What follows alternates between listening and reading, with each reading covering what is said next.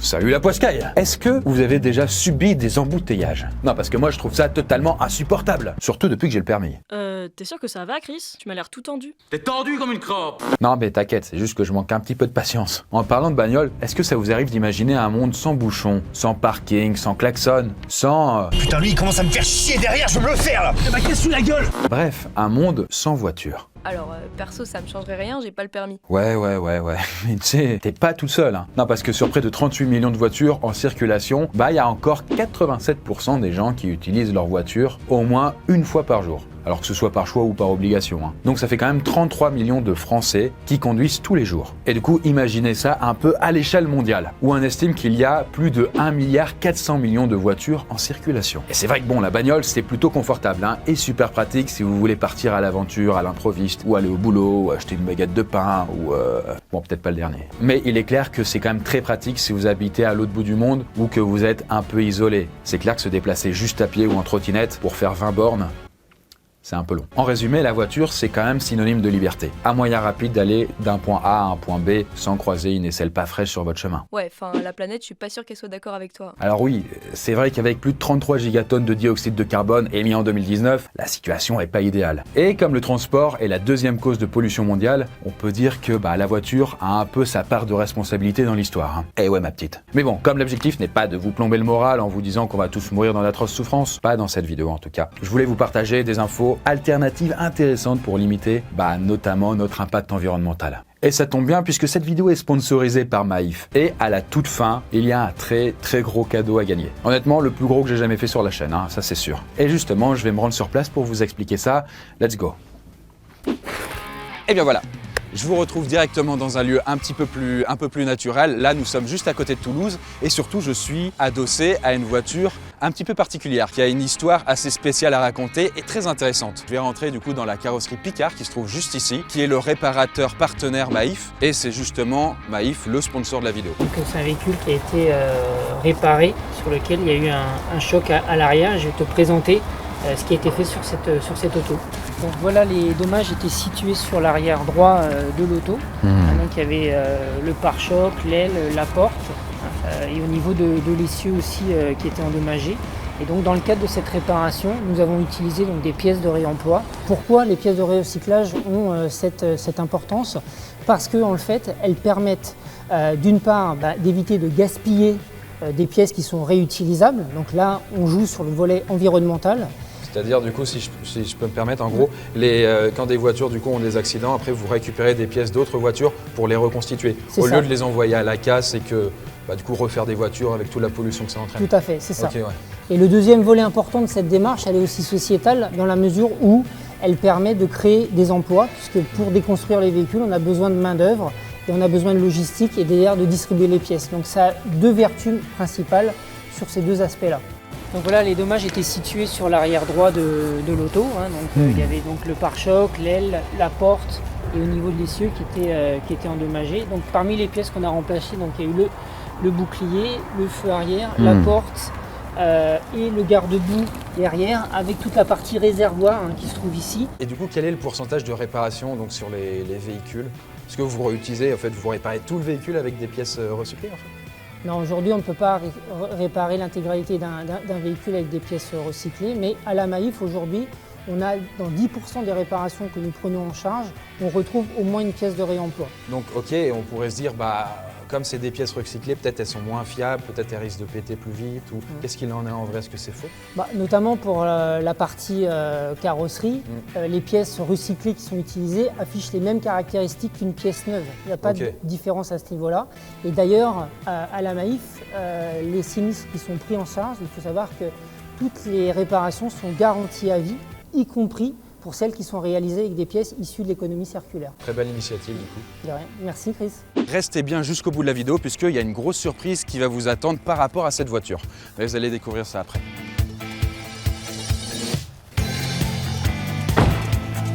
Bonjour Chris. Bonjour Eric. Bienvenue à la carrosserie Picard. Merci beaucoup. Alors qu'est-ce que tu fais ici? Nous remettons les véhicules en état après des accidents. Comme, du coup comme cette voiture? Exactement, comme ce véhicule-là que nous avons réparé et qui aujourd'hui est terminé. Et je vais donc te remettre les clés tout à l'heure. Ah, ok, mais ça on verra juste après. Donc du coup, eh bien nous, on est parti pour la vidéo à proprement parler. On reviendra du coup dans la carrosserie un peu plus tard. Alors à votre avis, à quoi ressemblerait notre monde si les voitures n'existaient plus? Est-ce qu'on les remplacerait par d'autres véhicules, genre des trucs volants comme, je sais pas, dans les films futuristes? Est-ce qu'on éradiquerait l'obésité à force de tous marcher à pied? Ou peut-être autre chose? Eh bien, on va y répondre tout de suite. Et si toutes les voitures disparaissaient en 360 secondes?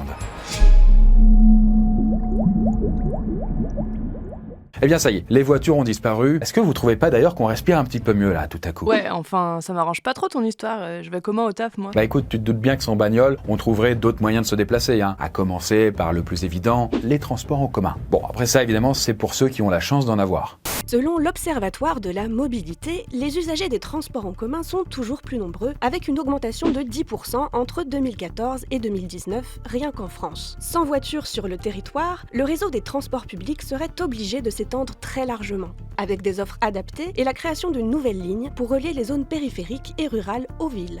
Voilà, et pour les trajets courts, il y a toujours les EDPM. Les quoi? Les engins de déplacement personnel. Voilà, c'est certainement un terme qu'on utilise à peu près tous les jours, hein. Mais en tout cas, ouais, quand on voit la très nette augmentation des ventes de trottinettes et de vélos électriques en 2020, bah ce sont les magasins de sport qui vont être contents. Ouais, d'accord, mais si je veux partir en vacances, j'y vais en patin à roulettes? Oui, c'est sûr que pour les grandes distances, c'est un petit peu plus délicat. Mais les trains et les avions sont toujours là. D'ailleurs, la priorité se porterait sur le ferroviaire, car bah, ce moyen de transport émet 10 fois moins de CO2 pour le même trajet en voiture. Bon, le souci, c'est que vous ne seriez pas le seul à vouloir prendre le train. Et avec toujours plus de voyageurs, bah il faudra suivre la cadence et construire de gros engins. Ou alors s'entasser à 3 sur un siège, hein, mais c'est autre chose. Et du coup, forcément, ça se ferait pas en un claquement de doigts, hein. Et les prix augmenteraient. Mais ça ne serait pas le seul problème.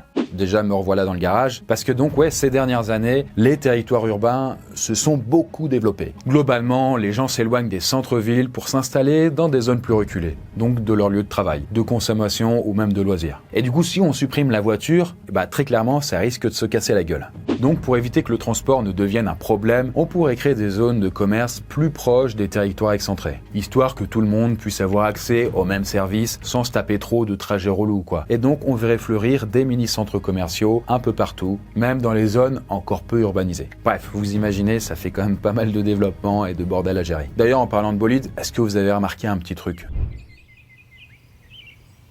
De quoi tu parles? Écoute bien. Mais moi j'entends rien là. Justement, en fait, c'est ça que je voulais dire. C'est quand même super calme, hein, sans bagnole. Je préfère quand c'est un peu trop plus moins calme.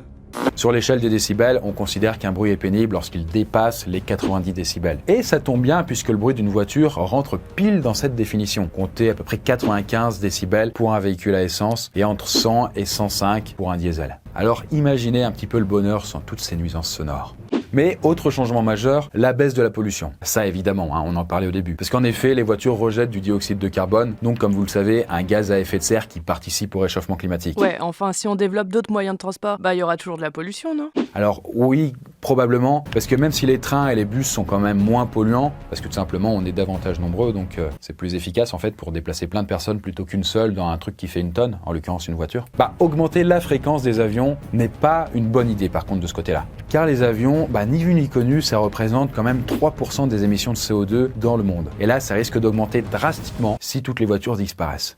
En effet, le kérosène, un carburant raffiné à base de pétrole, est très polluant. En moyenne, un trajet long courrier émet 152 grammes de CO2 par passager et par kilomètre. 187 grammes pour un moyen courrier et jusqu'à 258 pour un court courrier. Mais ce kérosène produit aussi des particules fines, nocives pour notre santé. Et selon Sébastien Istam, scientifique au laboratoire de l'aviation, près de 16 000 décès prématurés sont dus à une mauvaise qualité de l'air chaque année. Ouais, mais ça reste bien inférieur aux 48 000 décès attribués chaque année à la pollution automobile. Et ceci rien qu'en France. Mais l'autre truc plutôt cool avec la disparition des voitures, c'est l'état des centres-villes. Imaginez un petit peu, des trottoirs plus grands, rien que pour vous, des pistes cyclables qui sont multipliées, des parkings supprimés et réinvestis. Bref, globalement, l'espace urbain est beaucoup plus aéré et agréable. Et puis en supprimant les voitures des villes, on réduit aussi la dépendance au pétrole, la pollution atmosphérique, les concerts de klaxons, les accidents de la route, les embouteillages, bref.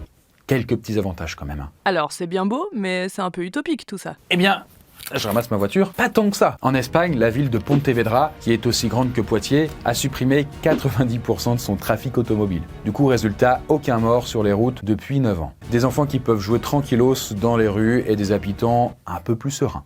Mais appliquer ces règles peut s'avérer très complexe pour de nombreuses métropoles, comme dans certains pays où les villes sont littéralement construites et pensées pour la voiture. Et ce genre de projet, aussi intelligent soit-il, relève du coup plusieurs injustices, car ils ont tendance à favoriser les gens qui vivent à proximité des centres-villes, et donc du coup les riches, et à isoler en fait les personnes moins aisées. Alors oui, supprimer les voitures du paysage urbain, ça a du bon, aussi bien pour notre planète que pour notre santé publique. Mais ça n'a pas que des côtés positifs. Ce serait économiquement très lourd et ça créerait finalement plus d'inégalités sociales. Alors avant de se pencher sur des solutions peut-être plus radicales, on peut en tout cas chercher des façons d'utiliser ces voitures différemment, plus intelligemment quoi.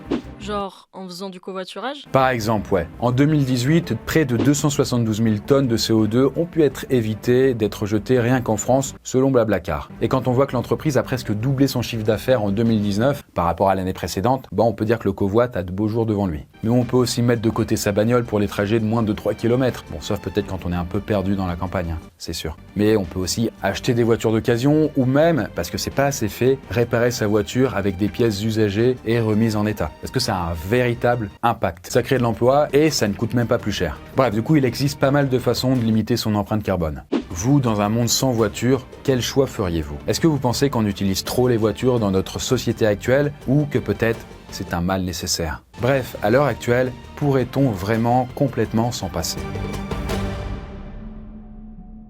Et bien voilà, la vidéo touche à son terme, j'espère que ça vous a plu et justement nous arrivons au clou du spectacle puisqu'il me semble que tu as quelque chose pour moi. Oui, tout à fait, Chris. Je te remets donc les clés du véhicule Très bien. qui a été réparé donc Merci avec beaucoup. des pièces de réemploi.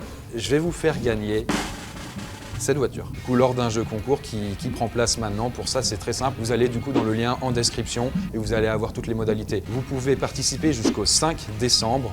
Et moi, là en tout cas, je vais partir avec la voiture et je vais directement la livrer aux gagnants. Dans la prochaine vidéo de la chaîne, je vais aller n'importe où en France pour remettre cette voiture aux gagnants du concours. Voilà, n'hésitez pas à participer, soyez nombreux et sur ce, moi, je file quoi. Bonne route, Chris. Merci Eric.